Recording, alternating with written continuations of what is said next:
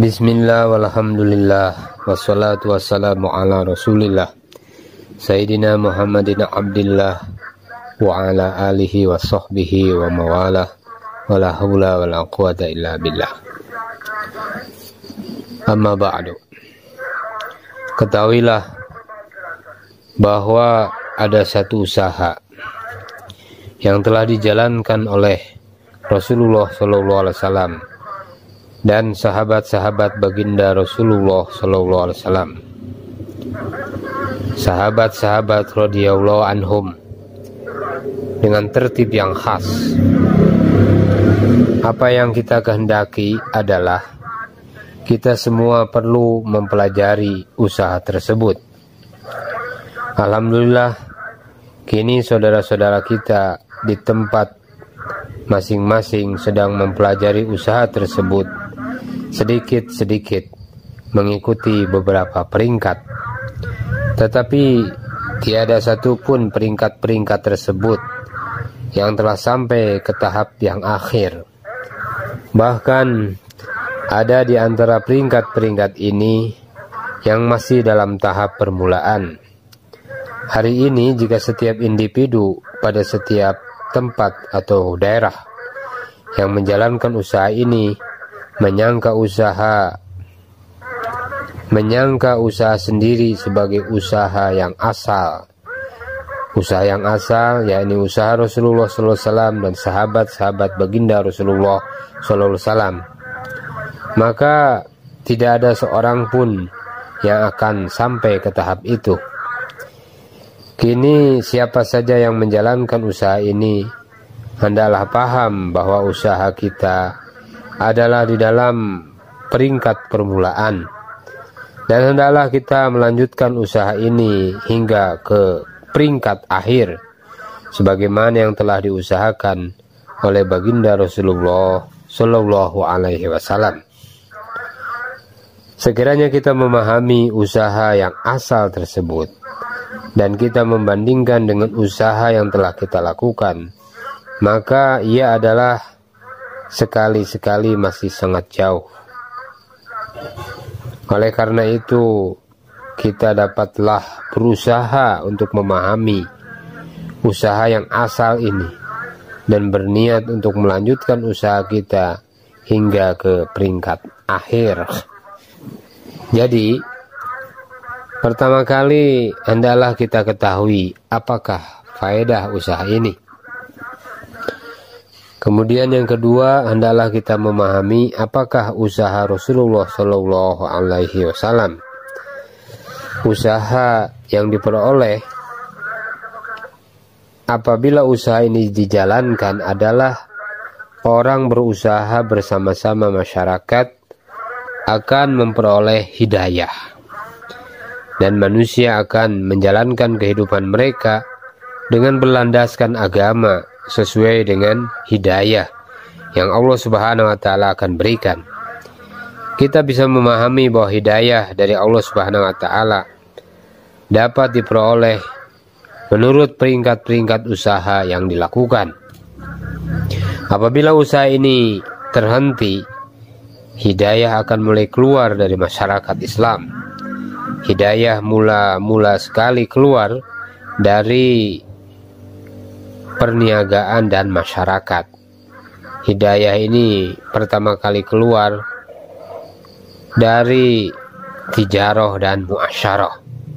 Hukum-hukum agama akan ditinggalkan di dalam tijarah dan cara-cara tijarah. Hukum-hukum akan ditinggalkan di dalam perniagaan dan cara-cara perniagaan. Selain dari cara-cara agama akan berlaku. Kemudian hukum-hukum fardu akan ditinggalkan. Selepas itu berbagai keburukan akan masuk ke dalam masyarakat Islam, sehingga orang-orang Islam mulai keluar dari agama Islam. Apabila usaha agama dilakukan, maka hidayah Allah Subhanahu wa Ta'ala akan diperoleh. Kemudian hidayah akan mengikuti peringkat-peringkat usaha yang dilakukan. Saudara-saudara yang dimuliakan Allah Subhanahu wa Ta'ala, pada peringkat pertama manusia mulai mengerjakan sholat. Peringkat kedua, manusia dapat mengerjakan puasa, zakat, dan haji. Peringkat ketiga, mereka mulai mendapatkan dan membelanjakan harta mereka mengikuti hukum syariat. Bila usaha agama meningkat, maka Allah Subhanahu wa Ta'ala mulai memberikan hidayah kepada semua manusia sesuai dengan kadar usaha. Kita selalu mengatakan manusia sudah tidak patuh kepada agama, bahkan mereka telah meninggalkan agama dan menjadi golongan yang menentang agama Islam. Sebabnya adalah usaha ini sudah berhenti. Kini banyak orang telah menjalankan usaha ini dan mengikuti tingkat-tingkat usaha sehingga agama mulai dapat diamalkan. Allah Subhanahu wa Ta'ala pun memberi hidayah. Sesuai dengan kadar hidayah, agama pun mulai hidup. Tempat yang dulunya tiada orang yang mengerjakan sholat, kini manusia sudah mulai mendirikan sholat. Tempat yang mana tiada orang-orang saum dan menunaikan haji, kini manusia sudah mulai mengerjakan puasa dan haji. Di tempat yang mana dulu tidak ada pengajian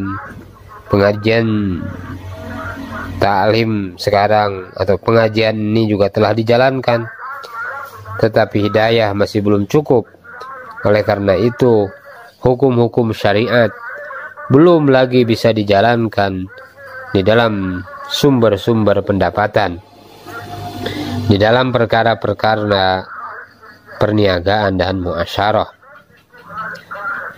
di dalam perkara-perkara yang merupakan sumber-sumber pendapatan. Tidak juga dari segi makanan, keadaan bentuk rumah, dan pengeluaran uang dengan cara Rasulullah SAW masih belum dapat diamalkan. Sebagai orang-orang Islam, kita berhajat agar tingkat usaha dapat dinaikkan supaya kehidupan beragama Islam dapat diamalkan di dalam kehidupan kita, dan orang-orang lain juga akan memperoleh hidayah untuk memahami Islam. Saudara-saudara dimuliakan Allah SWT, kini usaha agama ini terbagi dalam dua corak. Yang pertama, meningkatkan jumlah orang yang menjalankan usaha ini. Kemudian yang kedua, meningkatkan kadar usaha setiap individu. Kedua corak ini adalah berbeda. Jika beribu-ribu manusia menjalankan usaha ini, tetapi secara sedikit-sedikit, maka hidayah juga akan datang secara sedikit-sedikit. Sekiranya orang banyak meningkatkan usaha, jadi penceburan mereka lebih giat, maka dengan izin Allah Subhanahu wa Ta'ala, hidayah bukan saja sampai kepada orang-orang Islam, malah orang-orang bukan Islam juga akan mendapatkan hidayah. Hari ini kita hanya melapangkan waktu sedikit, hanya meluangkan sedikit dari waktu kita yang mana tidak memberi pengaruh atau perubahan kepada urusan kita. Allah Subhanahu wa Ta'ala telah mengambil pengorbanan dari Rasulullah SAW dan sahabat-sahabat baginda, sahabat-sahabat radhiyallahu anhum. Usaha ini akan meningkat apabila kita dapat memberikan pengorbanan sebagaimana yang telah diberikan oleh Rasulullah Shallallahu Alaihi Wasallam. Kini ingin saya sampaikan, apakah usaha yang telah dijalankan oleh Rasulullah Shallallahu Alaihi Wasallam dan sahabat-sahabat baginda Rasulullah Shallallahu Alaihi Wasallam radhiyallahu anhum, yang mana kita masih terlalu jauh dari peringkat tersebut. Tetapi jika menjalankan usaha ini dengan bermaklumatkan usaha Rasulullah SAW, maka Allah Subhanahu wa Ta'ala akan memberikan bantuannya kepada kita untuk sampai ke peringkat itu. Dengan itu, setiap orang menjalankan usaha ini mestilah melihat pada peringkat usaha yang tertinggi dan meneruskan usaha mereka dengan niat untuk sampai ke peringkat tersebut. Semua orang telah tahu bahwa agama Islam telah tersebar di seluruh tanah Arab dengan usaha yang dilakukan oleh ahli Madinah. Pada zaman Rasulullah SAW, kawasan Arab merupakan jajahan yang besar. Sungguh pun tidaklah sebesar negara India, tetapi ia bukanlah satu daerah yang kecil. Di dunia terdapat berbagai kaidah untuk memperoleh hasil pendapatan, tetapi tiada satu pun kaidah itu terdapat di tanah Arab waktu itu. Di seluruh tanah Arab tiada kerajaan dan pejabat-pejabat yang bersedia, yang menyediakan peluang pekerjaan untuk mendapatkan rezeki dengan mudah. Pada zaman itu, jamaah haji yang pergi ke Baitullah untuk mengerjakan haji tidak pernah dikenakan bayaran apa-apa. Bahkan untuk membantu mereka yang mengerjakan haji, orang-orang Arab mengeluarkan pembelanjaan untuk mereka. Pertanian belum dijalankan dan sistem perniagaan belum wujud, kecuali di beberapa kawasan yang kecil di Mekah Mu'azzimah, dan hanya beberapa kawasan saja yang ditanami dengan tamar, anggur, dan delima. Hanya beberapa saja yang ada perniagaan kecil-kecilan. Kesimpulannya, saudara-saudara sekalian, tanah Arab pada waktu itu ada dalam keadaan kering kerontang, kelaparan, dan kehausan, kedahagaan. Saudara-saudara dimuliakan Allah Subhanahu wa taala, tidak semua penduduknya mempunyai pakaian, tidak semua penduduknya mempunyai makanan dan minuman. Dalam keadaan kelaparan, mereka telah memakan binatang-binatang liar seperti ular, sehingga darah di jalanan pun dijilat tanpa mengetahui darah apakah itu. Kebanyakan tanah di daerah adalah kering kerontang dengan hasil pendapatan dan penuh dengan kelaparan. Saudara-saudara dimuliakan Allah Subhanahu wa taala, raja-raja kerajaan Parsi dan Rum tidak berani untuk menjajah negeri ini, karena untuk membentuk kerajaan memerlukan perbelanjaan yang banyak, memerlukan modal yang banyak. Pada masa itu minyak dan emas belum lagi ditemukan di situ. Empire Kaisar dan Kisra, Empire Rum dan Parsi telah meletakkan tentara-tentara mereka pada batas wilayah, pada sempadan tanah Arab untuk mencegah orang-orang Arab memasuki empire mereka. Di seluruh tanah Arab belum ada satu kerajaan pun, tetapi Rasulullah SAW telah menjalankan satu usaha ke atas satu daerah yang mana tiada satu pun kerajaan sanggup menjajah, menjalankan usaha niaga ataupun mengusahakan pertanian di situ. Semua kabilah kecuali penduduk Madinah Thayyibah telah bangun untuk menentang Rasulullah SAW. Jadi semua kabilah kecuali penduduk Madinah Thayyibah telah bangun untuk menentang Rasulullah SAW. Penduduk di sekitar tanah Arab terlebih dahulu menanti reaksi penduduk Mekah. Jika penduduk Mekah menerima Islam sehingga akhir hayat baginda, penduduk Mekah telah menentang baginda. Dalam keadaan demikian, pasti Madinah telah menjadi satu pusat perhimpunan orang-orang Islam yang berhijrah meninggalkan keluarga dan bangsa mereka. Mereka berhijrah tanpa membawa harta benda. Penduduk Madinah telah menguruskan makan minum mereka. Dengan ini Madinah telah menjadi satu tempat yang mana orang-orang Muhajirin dan Ansor kelihatan sebagai satu masyarakat. Pihak yang telah berhijrah kehilangan pendapatan dan harta kekayaan. Sebagian dari mereka telah dirampas oleh suku kaum mereka. Kesimpulannya, mereka telah berhijrah.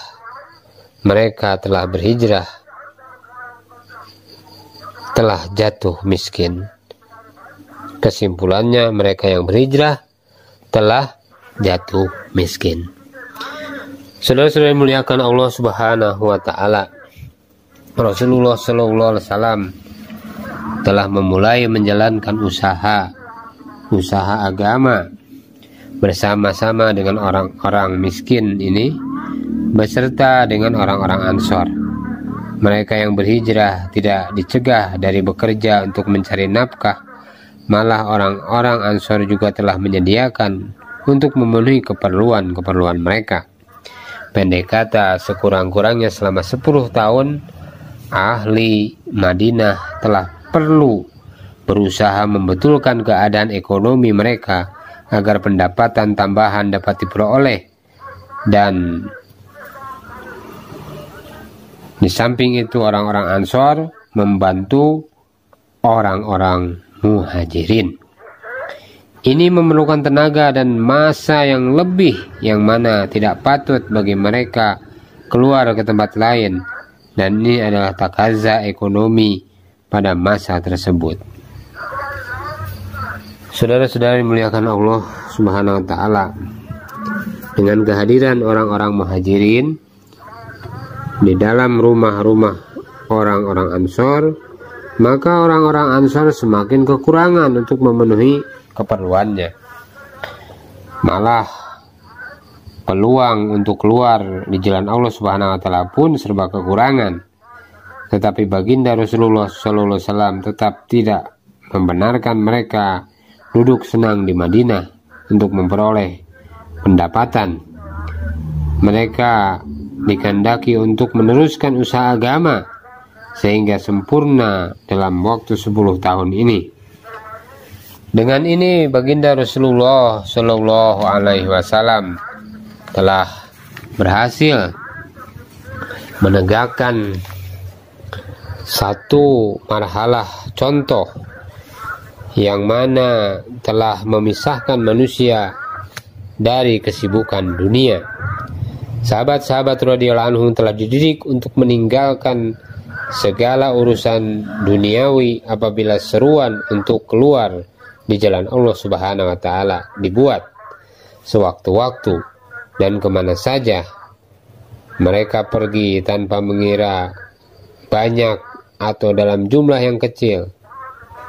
Untuk masa yang panjang atau pendek mereka tetap patuh, sehingga barang siapa yang diseru pada waktu maghrib akan pergi meninggalkan kota Madinah tanpa bermalam di kota itu.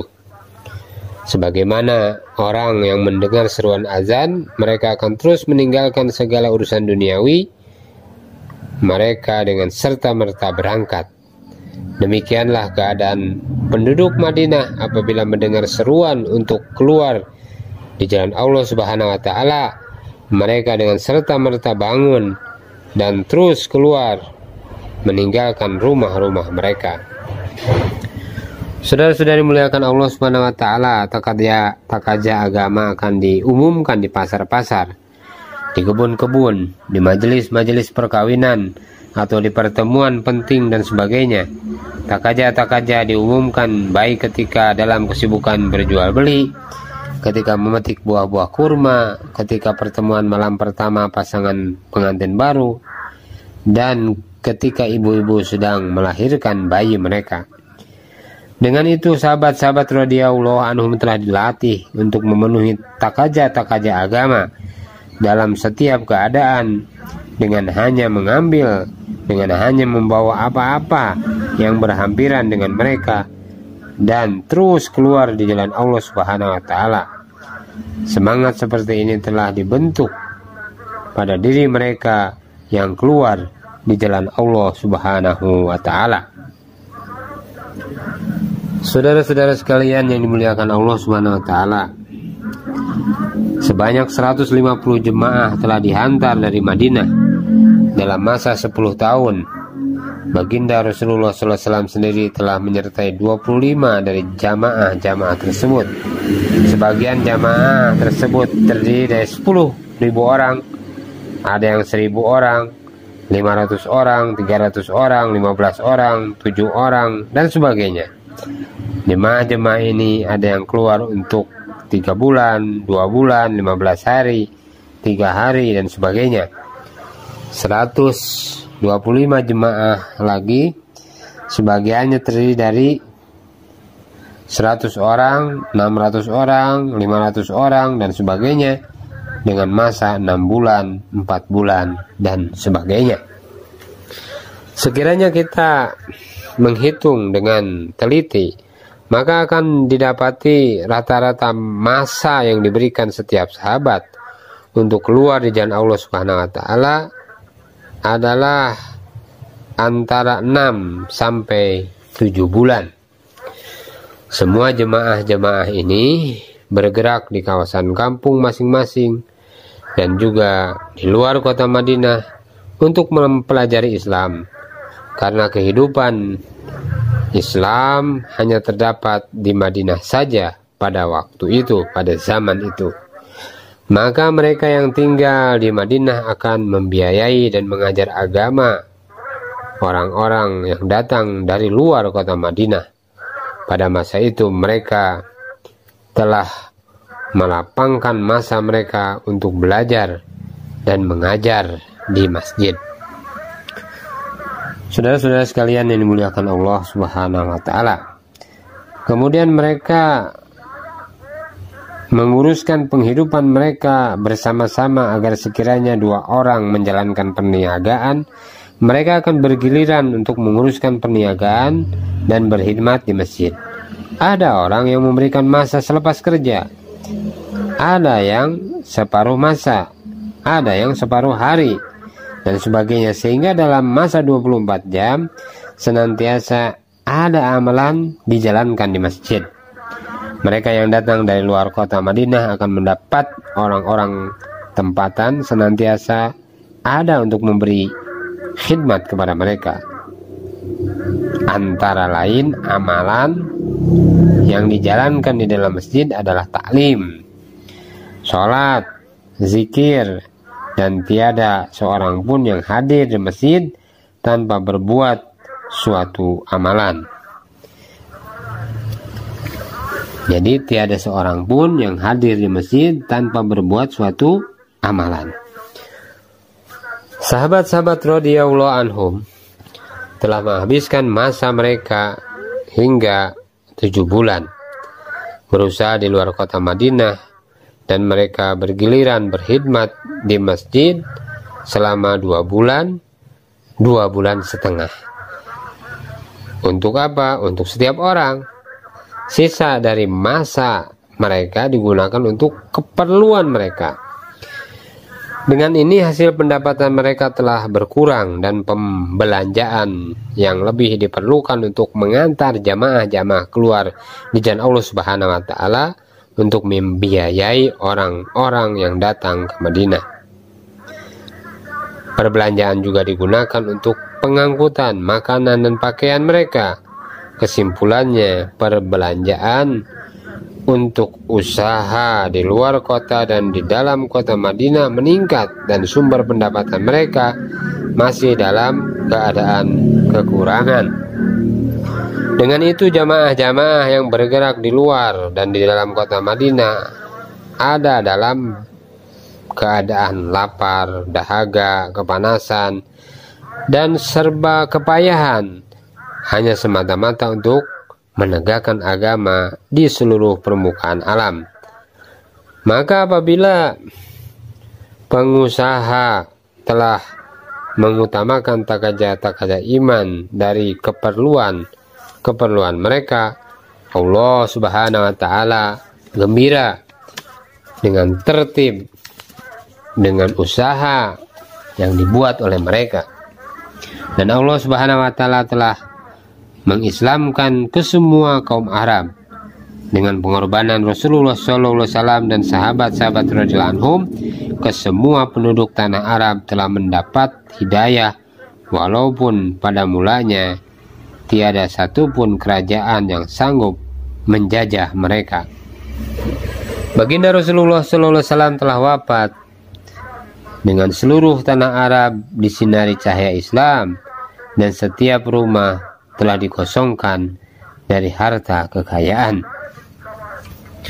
Setelah itu Allah Subhanahu wa Ta'ala telah menunjukkan kepada semua manusia hingga hari kiamat bahwa agama tersebar dengan usaha dan pengorbanan Rasulullah SAW, di mana selepas kewafatan Rasulullah SAW, sebagian kafilah-kafilah Arab menjadi murtad, agar menjadi peringatan hingga hari kiamat bahwa hanya dengan usaha dan tertib yang dijalankan oleh Rasulullah SAW, agama akan dapat dikembangkan.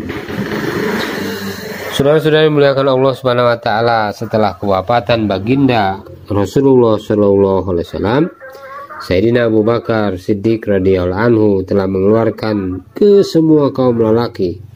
Semua kaum lelaki dikeluarkan kecuali anak-anak kecil dan orang-orang tua yang uzur, dan dalam keadaan kelaparan dan kebahagiaan mereka keluar di jalan Allah Subhanahu wa Ta'ala. Sehingga selama 3 hari dan 3 malam azan tidak kedengaran di kota Madinah.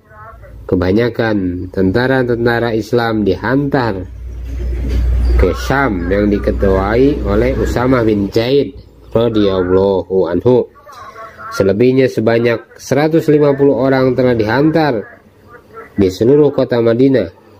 Jika dipandang dari segi zahir, mereka sedikit pun tiada peluang keluar di jalan Allah Subhanahu wa Ta'ala pada saat itu.